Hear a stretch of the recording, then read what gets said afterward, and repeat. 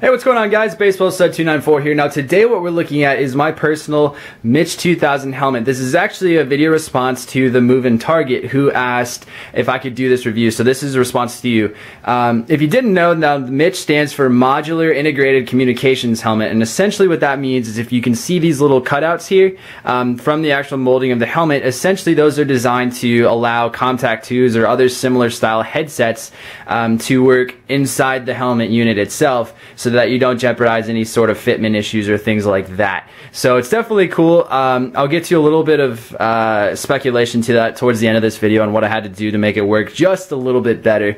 But if you look at the outside, not a whole lot to talk about as of right now. If you saw my helmet comparison video, it hasn't changed a whole lot except for the fact that it's not tan anymore. It's now this like dark forest green gray kind of color. Essentially I painted it with some deep forest green camouflage paint and as well as some tan paint, so kind of gave it a little bit different look. So I like that. The helmet itself is a Matrix Tactical MICH 2000, and it does come with this option where it's got the Rhino Mount with the base on it as opposed to just having a set mount on the front. The reason I chose to go with this is because I liked the option to take off the entire mounting system if I didn't want it on, as well as if I wanted to run, say, a helmet cover or something of that nature. It's a lot easier to take this out and not have to find some that specifically mount or work with a night vision mount that are just fixed to the front of the helmet. So I like that feature, and the mount itself is actually pretty decent quality. It's a little bit of pot metally on the front, but you come to expect that with the price of this helmet itself. The only complaint I really had was this is like a nylon threaded suspension system on it, and so if you can see the electrical tape there, it tends to slide out of the actual mount itself, so therefore this would just fall forward. So I just put some electrical tape to kind of keep this thing taut, and so that way it doesn't bounce around. And you can adjust it further by just lifting this clip and then pushing it further in or adjusting it that way, but not a huge critical issue there. But it is a dummy Rhino mount that you get with it. It doesn't really you know, function like a real one would, so as far as weight's concerned. So if you put like a real night vision unit or something similar to it, it may actually start to give way, at least from what I've been told. So I haven't tried that yet, so if you guys are out there, if you've tried it, definitely give me a shout. But to move it down, you can simply just do that, just like the real steel. If you can see here, it does have serial numbers, cage numbers, things like that. They're not anything individualized, they're all the same, so nothing, you know, too critical, but it's nice that they do have that feature there. I like that. The back, I'll show you what the back of the mount looks like.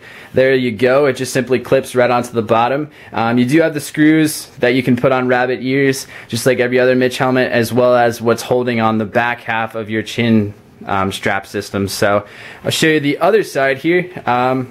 Exact replica of the opposite side, which I've been showing you.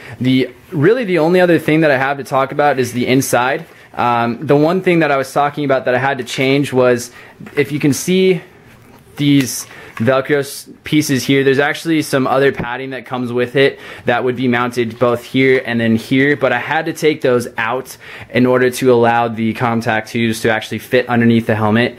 It's not a big deal, it's not any less comfortable, just because I do have the padding on the Contact headsets to kind of help cushion my heads on the left and right side, and then I can of course keep the top and then the front padding, and then as you can see the back padding still intact and inside the helmet. So that's really been the only other thing that I had to do, but again, that's not a huge deal. I know you can purchase upgraded padding systems. They have some memory foam ones, which I did pick up, but right now these are actually pretty decent quality. I was surprised. I've seen friends order similar units that tend to be pretty crappy, but I was really happy with the thickness and how comfortable these padding systems are. So definitely a good job by the company there.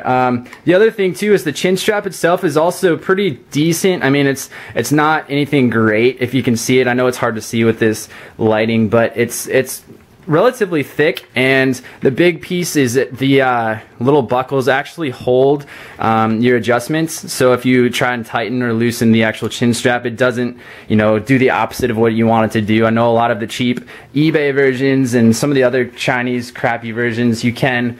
Nothing wrong with them, but occasionally if you tighten the chin straps, they actually come loose when you're playing. So this actually holds the chin strap settings pretty well. So I know you can buy upgraded chin straps, you can buy real steel chin straps for real MICH 2000 helmets, and they work even better, but I didn't see the purpose just because, you know, it does a great job for what I need it to as of right now.